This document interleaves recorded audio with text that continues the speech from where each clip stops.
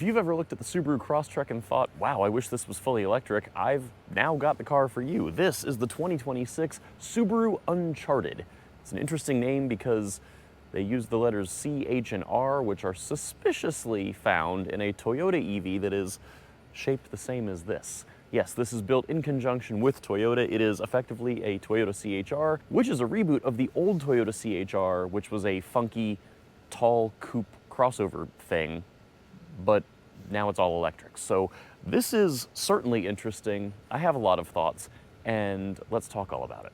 So if you've followed Toyota and Subaru's EV prowess lately, you'll wonder how related this might be to the Subaru Solterra. Well, it's entirely a Subaru Solterra, just with about 7 inches missing back here. So yes, it's got funky doors and a funky rear shape, but functionally, mechanically, it is going to be largely the same. Now, Toyota sells the CHR, which looks just like this, but Toyota sells theirs only as all-wheel drive, whereas Subaru, in a weird twist of fate, sells this car as front-wheel drive in its most basic model, which I find odd given Subaru made their whole reputation on all-wheel drive, despite selling front-wheel drive models a long time ago. But apparently they're looking to capture a lot of EV buyers, especially in places like California, and those people don't always care about all-wheel drive, so they said, hey, we can do this and offer it at a lower price point. That is why they're doing it. But production is going to be limited of those. Most of these will be all-wheel drive, so that's going to be your differentiator. But if you want that front-wheel drive model, this will be the one to get, because Toyota said no, yours will be all-wheel drive if you want a CHR. Now, in any case, like I said, you've got some lessened room back here. So looking at the back seat, this is going to be small. It's interesting. This one does not have the panoramic roof, so you'll see that steel roof up there. Now, I'm about 6'1". I'm gonna go ahead and hop in here and show you. It's a little tight. It's not as tight as you might think, but keep in mind there's no sunroof up here to take away headroom.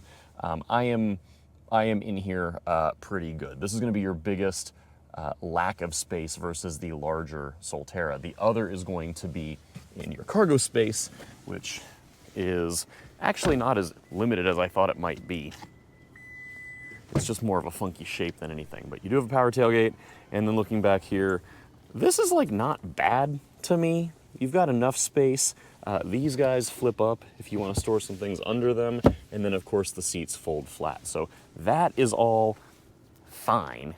It's just kind of an odd, lumpy shape. I don't like the styling of this. The one redeeming quality is that it comes with orange paint if you want it, instead of my tester's gray.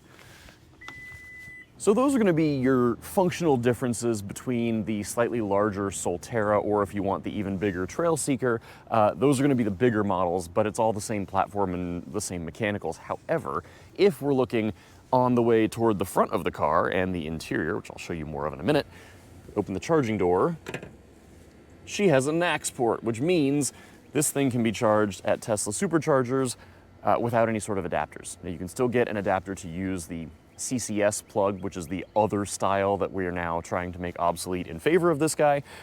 You can still charge on any of those. The other nice thing is the maximum charging speed has been increased to 150 kilowatts, and apparently the charging curve is better. So that's a nice functional update. I like the size of the plug itself and the cords that you use for a Tesla supercharger and the NACS plug. It's just easier to deal with. It's lighter, it's smaller versus the more bulky CCS plug. So that is a good update, and the other models will be moving that way as well. Now, this car being on a 400-volt architecture means that at a Tesla supercharger right now today, it can charge at its maximum charging speed of 150 kilowatts, whereas a lot of other EVs, like, for example, the GM Ultium, not Ultiums, do not charge as quickly based on their architectures and how their battery packs are set up. So let me show you the interior. Like I said, it's mostly going to be just what you've seen in a Solterra, if you've seen that, but nice to see it again one more time. And then, of course, we'll talk about how this thing drives in just a second. So looking at the front seats of the Uncharted, I keep wanting to call it a CHR because it's really kind of the same car. Anyway, this is going to be very, very, very identical to the Solterra if you've seen one of those, and that means you're going to have the awkward squirkly steering wheel and the awkward gauge cluster that's in front of you and way the hell out there, which means when we sit down, this is roughly where my eyes are, and the cluster is in front of you. The steering wheel is supposed to be closer and down, and it works sort of. I still think it is bizarre. Thankfully, lots of hard controls on the steering wheel for both cruise control and driver assistance things, and your media controls. That's all fantastic. Lots of other physical controls going on in here, which again, I really like. So kudos to the designers on that. You're gonna notice here, this infotainment system is pulled directly out of Lexus products first. It has made it to maybe a couple Toyotas as well, but it's snappy, it works well. It has wireless Apple CarPlay, wireless Android Auto, and you can go back to the Subaru interface, which is just the Lexus setup. So it's all fine and good. You do have persistent climate buttons down here with automatic climate control for your heated and ventilated seats and heated steering wheel if you have that equipped. This is all fine, it's easy to use, it's snappy, there's just nothing Subaru about it. The whole thing is Toyota.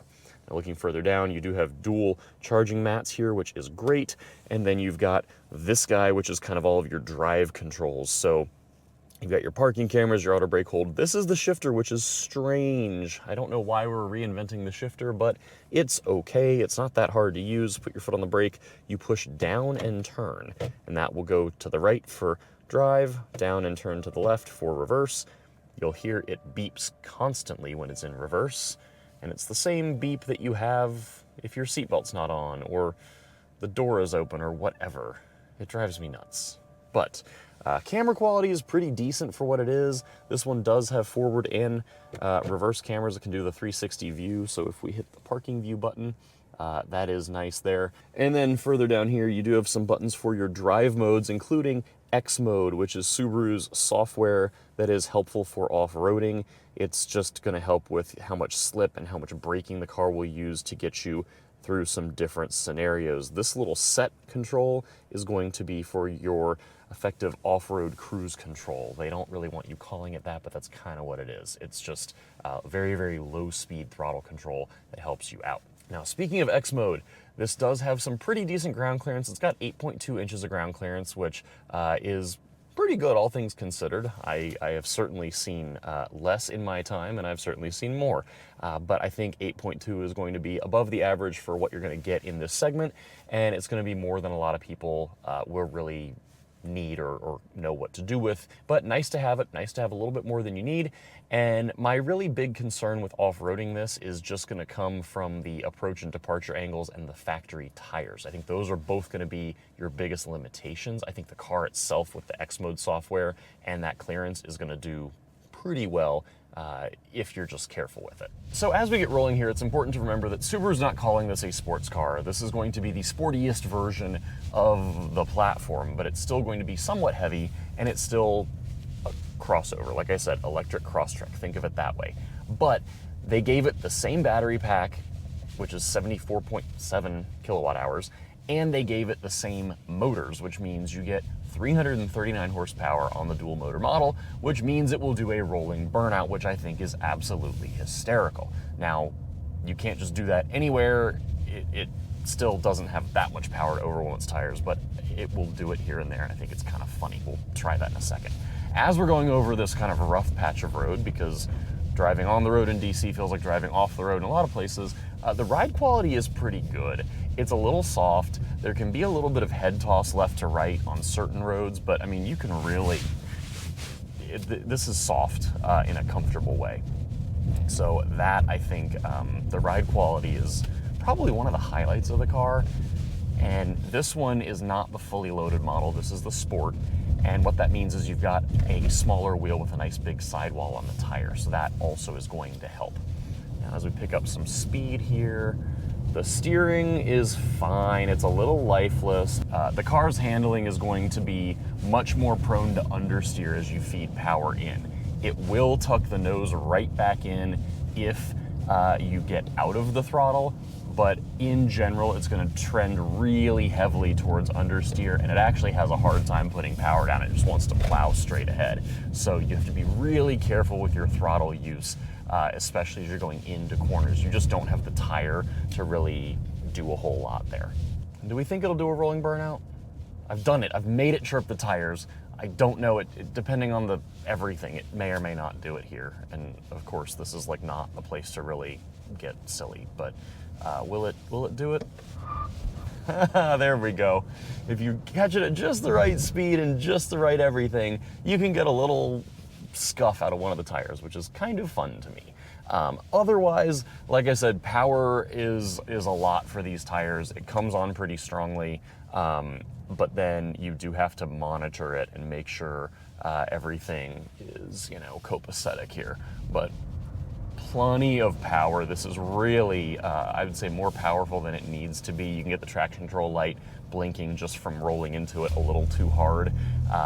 It's very interesting in that regard. Steering is fine. Like I said, trends toward understeer. The feel through the steering wheel is okay. But it's, again, Subaru's not calling this a sports car. It's just a utilitarian type vehicle. But the wheels go where you point them. Now, when it comes to slowing down, they don't really have one-pedal driving on this thing. You just have these paddle shifters on the steering wheel, which let you dial in different levels of regenerative braking. Unfortunately, you cannot dial in enough to come to a full stop. It will get you to single-digit speeds, but you do still have to use the brake pedal. So if you are a fan of one-pedal driving, this is not going to necessarily do that. When you get into the brake pedal itself, it feels fine. It's got enough pedal feel, and as you work your way through the travel, it again feels good enough. All right, after RAV4 we go. Yes, whee! This is way fast for what it is. The power level is the fun part, I think, of all of this. The rest of it does not inspire sporty driving, but it's kind of silly. It's a little playful in the sense of like how it can be turned with the throttle. It irritates me that it trends towards understeer so much, but I like the fact that it responds to what your foot is doing, and it responds pretty quickly in that sense. I also like the fact that it's got these giant poofy tires on it. I think the wheel design is not great, but the fact that it's got these big old tires means you can slam it through any sort of pothole, and it's pretty comfortable, and I'm not worried about damaging a wheel. So whether you're off-road or in the city, that does feel pretty good. Now, the one thing I mentioned, Subaru has the NACS port for charging. I didn't talk about range. The most you're going to get is about 307 miles out of one of these with a front-wheel drive setup. If you have the all-wheel drive setup based on your wheel choice, you're going to get either 287 or 277 miles, I think. Point being, just under 300. If you are going to road trip this car, Subaru has not accounted for, and I say Subaru, it's Subaru and Toyota, probably Toyota given the infotainment, whoever did all this has not accounted for route planning. So if I go back to the main Subaru navigation. Where would you like to go? Nashville, Tennessee. I found Nashville. Would you like to go now? Yes. Calculating route to Nashville.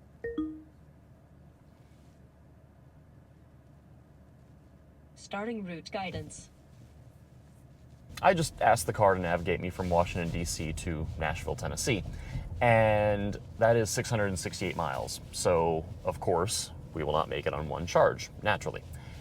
Many other EVs would say, okay, I will plan your route to include a charging stop or two, depending on your driving and how much range is left in the car. This just says you won't have enough range to do that. And the problem is, it should be able to be better at this point. This is something that has evolved greatly in the last 4 or 5 years, and to have the built-in navigation be unable to route you feels like kind of an oversight. So that's a bummer. And so the lack of route planning is definitely something that's probably my biggest tech gripe. I also don't love how this just feels very Toyota to me. I wish Subaru had done more to make the graphics and the fonts and all of that feel more like their gas-powered cars, because that helps with a brand identity. And if you get in a brand new Lexus, you're going to get the exact same infotainment system. If you get in a Toyota EV, you're going to get the exact same gauge cluster and steering wheel with the exact same fonts on the buttons. And I know that that adds a little bit of cost, but I think it would feel a little bit more like two vehicles from two brands. This doesn't feel like that to me. And the other thing too, the beeps and boops and squawks and whatever that it makes, it's all very Toyota, which I don't love in the first place, and then it also sounds like a microwave, and that feels very old to me. Why is it beeping like my frozen pizza is ready to eat? You know, that I don't really love. But the car is generally a fine package if you're okay with the styling and the quirk, and frankly, Subarus have always been quirky and maybe not the prettiest. So is this egregious in that regard? No. I'd say it's kind of on brand, but it's certainly a love it or hate it sort of design exercise, whether you're considering the interior or the exterior. But powertrain is good, the ride quality is good, there is a lot to like here, and I do think it's pretty well priced. You just have to think about the competition. You've got things like the Chevy Bolt, which is back for some time, the Nissan Leaf, that sort of thing. So everyone's doing this a little bit differently, obviously, but like I said, if you just want a Crosstrek that's electric, this is not the worst option in that regard. So those are my thoughts on the 2026 Subaru Uncharted. And let me know what you think. Would you go for one of these? Would you go for the competition, i.e. An electric Mini Cooper, Bolt, Leaf, or would you go for a slightly bigger Solterra, Toyota BZ, Hyundai Ioniq 5, that sort of thing, because it's only 7 inches, which can make a difference, but you know, depending on priorities, you may or may not notice. So let me know. I'm curious in the comments. I think this is an interesting vehicle. It's nice that they're doing multiple vehicles on the same platform at different price points, making it more accessible and, you know, something for everyone. This one, I just don't think totally lands given my personal priorities and tastes. So in any case, thank you as always for coming along. Be sure to like, share, comment, subscribe, all that good stuff. Head over to outmotorsports.com, join our membership if you want to connect with other LGBTQ automotive enthusiasts. And we've got events coming up all around the country throughout the rest of the year, so come join us and come play. We'd love to have you out for any and all of that. Till next time, stay safe, be well, and we'll see you again soon.